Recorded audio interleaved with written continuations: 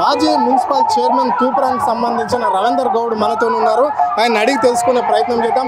చెప్పండి సార్, తెలంగాణలో సాధించుకున్న తెలంగాణలో ఇలాంటి మళ్ళీ ఇంత పెద్ద మీటింగ్ ఎందుకు? తెలంగాణ ఉద్యమంలో కూడా ఇలాంటి మీటింగ్ లేదు. ఇప్పుడు చేసుకోవాల్సిన అవసరం ఏమొస్తుంది ఇక్కడ? ఇవాళ తెలంగాణ రాష్ట్రంలో తెలంగాణ ప్రజలు పడుతున్న కష్టాలను చూసి కేసీఆర్ గారికి మరి ప్రతి విషయంలో పరిజ్ఞానం ఉన్నటువంటి గొప్ప వ్యక్తి, గొప్ప ప్రజా పాలకుడు కాబట్టి మరి సంవత్సరంన్నర కాలంలో ప్రజలు ఏం కోల్పోయారో ప్రజలకే స్వచ్ఛందంగా తెలిసి వచ్చింది. వల్ల అనేకమైనటువంటి కష్టాలు కేసీఆర్ గారు ఇచ్చినటువంటి ఏ ఒక్క పథకం కూడా ఇవాళ ప్రజలకు అందడం లేదు. కనీసం వీళ్ళు కొత్త పథకాలు ఇచ్చిన సంగతి పక్కన పెట్టి ఇచ్చే పాత పథకాలు కూడా ప్రజలకు లేవు. సాగునీరు లేదు, తాగునీరు లేదు, కరెంటు లేదు, అరకొర పండిన పంటలను కొనే నాదుడు లేడు. మరి రైతులకు పండించిన పంటలకు గిట్టుబాటు ధర లేదు, పింఛన్లు రావడం లేదు, రైతు బంధు రావడం లేదు. మరి రైతు రుణమాఫీ కూడా పూర్తిగా కాలేదు. రైతు బంధు కూడా 3 ఎకరాల వరకే ఇచ్చిండు, వానాకాలం ఎగ్గొట్టిండు, యాసంగి 3 ఎకరాలకే ఇచ్చిండు. మరి ఏ పథకం లేదు, జవాబుదారితనం లేదు. ముఖ్యంగా ప్రజలకు కష్టం వస్తే ఎవరికి చెప్పుకోవాలో తెలియదు. మరి కాంగ్రెస్ నాయకులు మరి ముఠా నాయకుల్లాగా ఏర్పడి వసూళ్ల కార్యక్రమం పెట్టుకున్నారు. పరిశీలిస్తే వారిపైన పోలీస్ కేసులు పెట్టడం తప్ప కాంగ్రెస్ ప్రభుత్వంలో మరి ఏమీ ఒరిగింది లేదు. కాబట్టి దాన్ని గ్రహించి మరి ప్రజలందరూ పెద్ద ఎత్తున ఇవాళ మరి కష్టాల పాలనలో కష్టంలో ఉన్నారు. కాబట్టి వారికి ధైర్యం చెప్పడం కోసం, నేనున్నానని ధైర్యం చెప్పడం కోసం ఈ ఎగవేతల ప్రభుత్వం, ఈ యొక్క అబద్ధాల ప్రభుత్వాన్ని ఎండగట్టడం కోసం రాబోయే రోజుల్లో ప్రజలను జాగృతం చేసి మళ్ళీ ఈ రాష్ట్రానికి పూర్వవైభవం తీసుకురావడం కోసం కేసీఆర్ గారు మరి ఇవాళ కట్టుబడి ఉండి ఈ యొక్క ప్రజలకు ధైర్యం చెప్పడం కోసం ఈ యొక్క సభను ఏర్పాటు చేయడం జరిగిందని నేను భావిస్తాను. అడుగడుగున బీఆర్ఎస్ నేతలే అడ్డుపడుతున్నారు. ఇక్కడ రాష్ట్రాన్ని అభివృద్ధి చేయకుండా ఏ కంపెనీ ఏ ఇండస్ట్రీని ఇక్కడ రానియకుండా కేవలం ప్రయత్నం చేస్తున్నారు. బీఆర్ఎస్ నాయకులే అడ్డుపడుతున్నారు. ఎక్కడ చూసినా కానీ అడుగడుగున అడ్డుపడే ప్రయత్నమే చేస్తున్నారు అని చెప్పేసి ముఖ్యమంత్రి అంటున్నాడు. దీన్ని ఎట్లా చూస్తారు మీరు? ముఖ్యమంత్రి గారు నోరు తెరిస్తే పచ్చి అబద్ధాలు మాట్లాడుతున్నాడని ప్రజలకు తెలిసిపోయింది. వాళ్ళ ముఖ్యంగా ఈ మీటింగ్ చూసుకోండి. ఎప్పుడైనా జనరల్గా గ్రామాల నుండి మహిళలను, డాక్రా మహిళలను, యువకులను, వృద్ధులను ఎవరినో గుంపుగా గంపగుత్తగా బస్సులు నింపుకొని వచ్చేవాళ్ళం.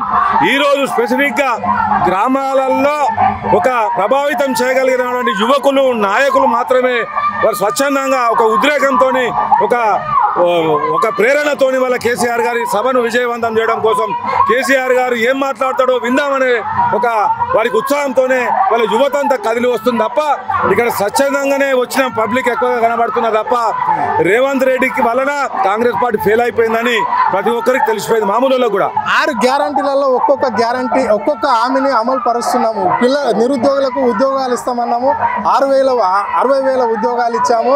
మళ్ళీ మహాలక్ష్మి పథకం ఇంప్లిమెంట్ చేశాము, గృహలక్ష్మి ఇస్తున్నాము, మళ్ళీ సబ్సిడీ గ్యాస్ ఇచ్చాము. ఇప్పుడు సన్న బియ్యం కూడా ఇక్కడ ఇవ్వడం అనేది జరుగుతుంది. అంటే ఎవరు ఒప్పుకున్నా ఒప్పుకోకపోయినా ఏదైతే కాంగ్రెస్ పార్టీ హామీ ఇచ్చిందో హామీలన్నీ నెరవేర్చే ప్రయత్నమే చేస్తుంది రాష్ట్ర సర్కార్ అని చెప్పేసి ముఖ్యమంత్రి అంటున్నాడు. ఈ వాక్యాలను మీరు ఎట్లా చూస్తున్నారు?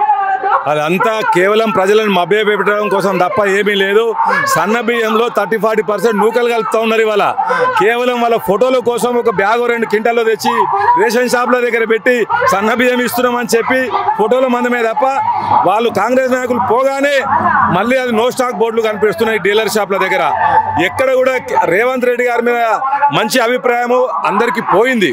మొదట్లో ఉండే నిజంగా ఏమో చేస్తాడేమో, చిన్న వయసు వ్యక్తి ముఖ్యమంత్రి అయిండు, నిజంగా నూతనంగా రాష్ట్రానికి ఏమైనా ఒరుగుతుందేమో అనుకున్నారు తప్ప నోరు తెరిస్తే అబద్ధాలు.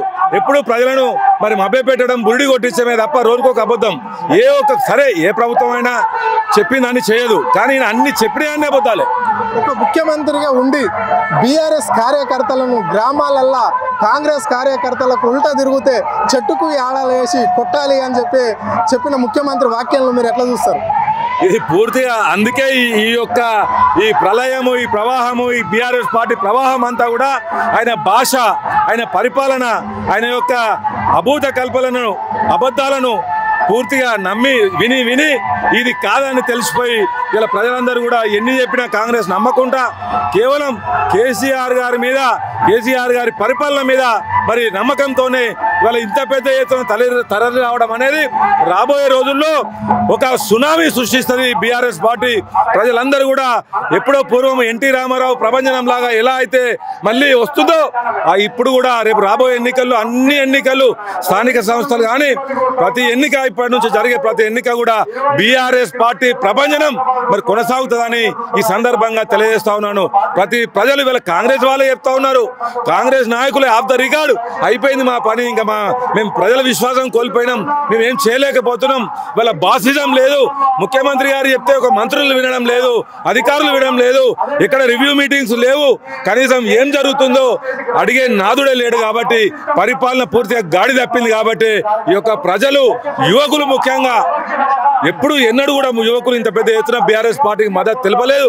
ఈ రోజు వస్తా ఉన్నది కారణం యువకులకు ఏం లేదు, కళ్యాణ లక్ష్మి లేదు, మరి ఎవరికి కూడా ఏం లేదు. ఒక 4 ఇస్తాడు, ఒక పథకం పెట్టి అందులో 10 ఇస్తాడు, 90 ఎగ్గొడుతున్నాడు. ఇదందరూ కూడా క్లియర్ గా తెలిసిపోయింది జనంకు. కాబట్టి ఏం చెప్పినా నమ్మే పరిస్థితి లేదు. ఇలా కాంగ్రెస్ వాళ్ళే మళ్ళీ తిరిగి బీఆర్ఎస్ పార్టీ వైపు చూస్తా ఉన్నారు. మేము చేరుతాం అంటే ఇలా 4 రానియలే, మేము నాకు బస్సు పంపే ఏదో తప్పైంది పోయినాం. పార్టీ అధికారంలో ఉన్నది, బీఆర్ఎస్ పక్షాన్ని ఎందుకు రావాల్సి వస్తుంది? బీఆర్ఎస్ పార్టీల నుంచి పోయిన మా నాయకులు కూడా తప్పు చేసినామని వాళ్ళు చింతిస్తా ఉన్నారు. కాంగ్రెస్ లో ఉన్న వాళ్ళు కూడా మేము 10 సంవత్సరాలు గవర్నమెంట్ వస్తుందని ఆశతో ఉంటే ఇవాళ గ్రూప్ తగాదాలతోని, పంచాయతీలతోని గ్రామాలలో ఎవరికి చెప్పిందే కానీ చేసిందేం లేదు. గ్రామాలలో ప్రజల దగ్గరికి పోవాలంటే మాకు సిగ్గు అవుతుంది. కాబట్టి మేము జవాబు చెప్పలేకపోతున్నాం. మా పార్టీ కన్నా కాంగ్రెస్ పార్టీ కన్నా కేసీఆర్ గారి పరిపాలన చాలా మిన్నా అని వాళ్ళ ప్రతి ఒక్కరికి కూడా ప్రాక్టికల్ గా తెలిసిపోయింది. అంటే ఇప్పుడు ఇక్కడ రాష్ట్రంలో ముఖ్యమంత్రి ఒక మాట చెప్పిండు, కేసీఆర్ ఆనవాళ్ళు లేకుండా చేస్తా, కేసీఆర్ అనే వృక్షాన్ని పిలవకుండా వేర్ల కాడికెళ్ళి పీకేస్తా అని చెప్పేసి వాక్యాలు చేసిన ముఖ్యమంత్రికి ఈ కాంగ్రెస్ పార్టీలకి వెళ్ళి వచ్చి కలిస్తేదో పెద్ద కథన. ఇవాళ కాంగ్రెస్ పార్టీ కాదు సార్, కాంగ్రెస్ పార్టీ నాయకులు కానీ కేసీఆర్ ఆయన మాట్లాడిన ఉద్రేకపరచడం కోసం, ప్రజలను రెచ్చగొట్టడం కోసం, అధికారం కోసం ఆ రోజు మాట్లాడిండు. కానీ ఈ రోజు ఆయన భాషను ఎవరు అంగీకరించడం లేదు. సామాన్యుని కూడా తెలిసిపోయింది ఈ పశ్చాబద్ధాలని. కాబట్టి అందరూ కూడా నిరుత్సాహంతో ఉన్నారు. ఇవాళ అధికారంలో ఉన్న వాళ్ళు నిరుత్సాహంగా ఉన్నారు, మరి ఆశతో ఉన్న వాళ్ళు కూడా నిరాశ అయిపోయింది అనేది వాళ్ళకి అర్థమైపోయింది. కాబట్టి ఇంకా చేసేది ఏముండదు. ఇంకున్నారు ఎవరు?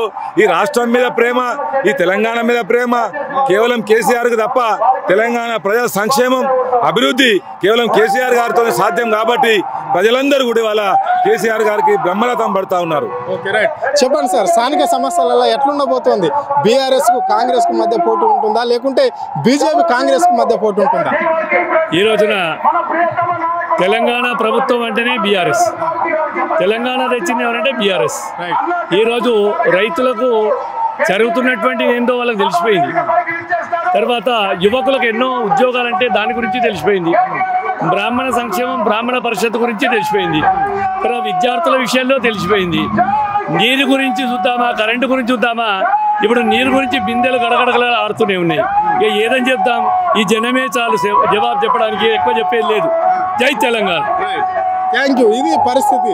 అంటే ఇక్కడ బీఆర్ఎస్ శ్రేణులు ఒకటే చెప్తున్నారు, రేవంత్ రెడ్డి 6 గ్యారంటీలు అన్నాడు, ఏ ఒక్క గ్యారంటీ కూడా ఫుల్ ఫిజర్గా ఇంప్లిమెంట్ చేయకపోవడంతోనే ప్రజలందరూ రిస్కుతోటి మళ్ళీ తిరిగి బీఆర్ఎస్ పార్టీలకు రావాలని, అధికారం లేని పార్టీలకు రావాలని చూస్తున్నారు. అందుకే బీఆర్ఎస్ ప్రభుత్వము ప్రజలకు ఎప్పుడు అండదండలతో తోడుండే ప్రభుత్వమే బీఆర్ఎస్ ప్రభుత్వం.